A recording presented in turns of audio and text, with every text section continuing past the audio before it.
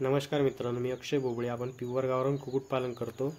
तर 3 हप्त्यापूर्वी आपण व्हिडिओ टाकलेला होता आपल्या पिल्ल्यांचा आणि आपलं जे स्लॅबवरती माडीवरती शेड आहे छोटंसं पिल्ल्यांची ब्रूडिंग करण्यासाठी बनवलेलं, ते तुम्हाला दाखवलेलं होतं. आणि 3 हप्त्याच्या नंतरचे बघू शकता तुम्ही पिल्ले. हे पिल्ले मोठे झालेले आहे.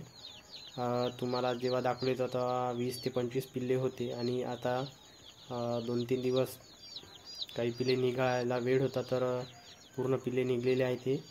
आणि टोटल आता आपल्याकडे पुरे 50 पिल्ले झालेले आहे. तर हे 3 हप्त्याचे 50 पिल्ले आहेत. बघू शकता यांची क्वालिटी. आपण यांच्या खाली आपल्याला तूस न मिळाल्यामुळे आपण आपल्या भागामध्ये जे काही सोयाबीनचं कुटार असते ते आपण टाकलेलं आहे. तुम्ही पण असं कुटार वगैरे टाकू शकता. फक्त एवढीच काळजी घ्या की कुटारामध्ये कोणता डस्ट वगैरे राहिलेला नाही पाहिजे, नाहीतर CRD किंवा असे बरेचसे रोग पिल्ल्यांना होऊ शकतात. तर आपण यांना 2 वॅक्सिन कंप्लीट केलेले आहे, लासोटा आणि गंबोरा, जे की 7 दिवस आणि 14 दिवसाची वॅक्सिन असते. आणि एकदम पूर्ण पिल्ले फ्रेश आहे मित्रांनो.